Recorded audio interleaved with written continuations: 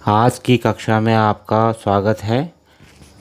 आइए अब प्रश्नावली 7.2 का दूसरा प्रश्न हल किया जाए। प्रश्न इस तरह से है, बिंदुओं 4,1 और 2,3 को जोड़ने वाले रेखाखंड को समत्रिभाजित करने वाले बिंदुओं के निर्देशांक ज्ञात कीजिए। आइए प्रश्न को हल करें। दो बिंदुओं को जोड़ने वाला रेखाखंड इस तरह से चित्र में दिखाया गया है। यहाँ पहला बिंदु 4,1 तथा दूसरा बिंदु -2,3 है। इस रेखाखंड को समत्रिभाजित करने वाले कम से कम दो बिंदु होंगे। तो दोनों बिंदुओं 4,1 तथा -2,3 के मध्य दो बिंदु स्थित होंगे जो इस रेखाखंड को 3 बराबर भागों में या समत्रिभाजित करेंगे। माना 4,1 बिंदु A तथा -2,3 बिंदु B है तथा रेखाखंड AB को समत्रिभाजित करने वाले दो बिंदु क्रमशः C और D हैं। तो प्रश्नानुसार हमें बिंदु C और बिंदु D के लिए निर्देशांक ज्ञात करने हैं। तो आइए सबसे पहले हम बिंदु C के निर्देशांक ज्ञात करेंगे।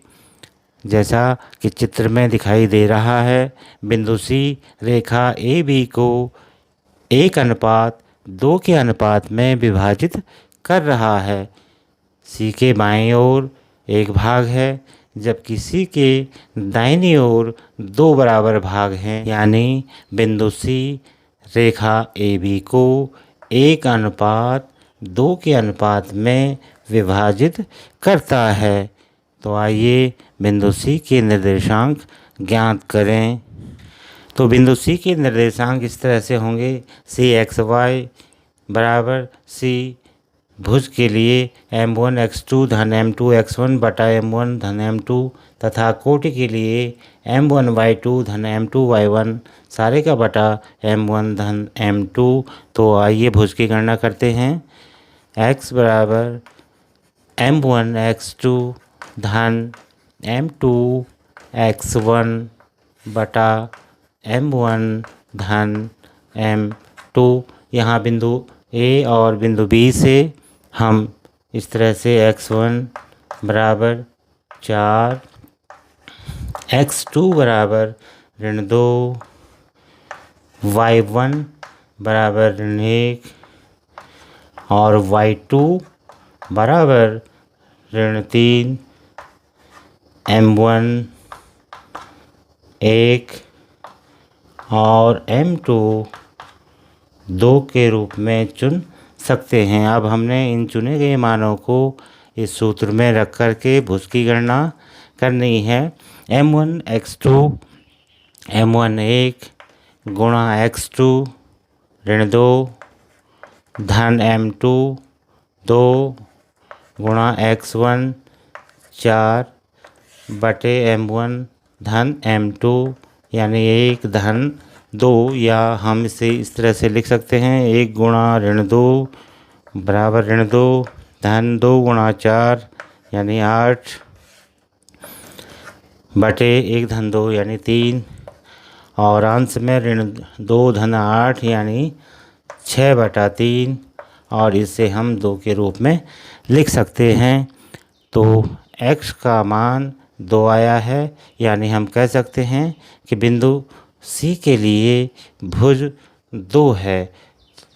C 2, कोटि। अब हमें आगे इसकी कोटि ज्ञात करनी है।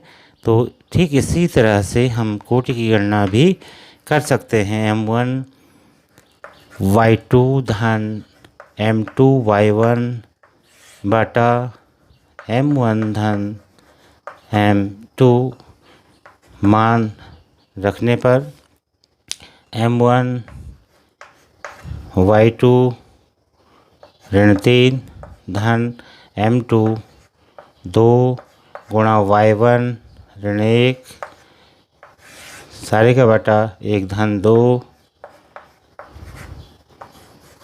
आगे हम लिख सकते हैं ऋण 3 गुणा 1 यानी ऋण 3, धन ऋण का ऋण 2 गुणा 1 यानी 2 बटा 1-2 यानी 3, यानी ऋण 3 ऋण 2 बटा 3, या हम इसे लिख सकते हैं ऋण 5 बटा 3। तो इस तरह से y का मान ऋण 5 बटा 3 यहाँ प्राप्त हो गया है। या हम कह सकते हैं कि बिंदु C के लिए कोटि ऋण 5 बटा 3 प्राप्त हुई है। तो C बिंदु के निर्देशांक हम प्राप्त कर चुके हैं 2, ऋण 5 बटा 3 के रूप में। अब हमें दूसरे बिंदु यानी बिंदु D के लिए निर्देशांक प्राप्त करने हैं। आइए अब हम बिंदु D के लिए निर्देशांक प्राप्त करें। जैसा कि चित्र में दिखाई दे रहा है, बिंदु D के बाईं ओर 2 बराबर भाग हैं तथा बिंदु D के दाईं ओर 1 बराबर भाग है। अतः हम कह सकते हैं कि बिंदु D रेखा AB को 2:1 के अनुपात में विभाजित करता है। तो यहाँ M1 के रूप में अब 2 तथा M2 के रूप में 1 है। तो आइए बिंदु D के लिए निर्देशांक यानी भुज और कोटि की गणना करते हैं। तो भुज यानी x बराबर m1 x2 धन m2 x1 सारे का बटा m1 धन m2 को आगे हम इस तरह से लिख सकते हैं m1 2 गुणा x2 ऋण 2 धन m2 1 गुणा x1 4 सारे का बटा m1 धन m2 यानी 2 धन 1। x बराबर 2 गुणा ऋण 2 यानी ऋण 4 धन 1 गुणा 4 यानी 4 बटा 3, या अंश में 0 बटा 3 बराबर 0। तो यहाँ भुज हमें 0 के रूप में प्राप्त हुआ है। तो बिंदु D के लिए भुज 0 होगा। अब हम कोटि की गणना करेंगे।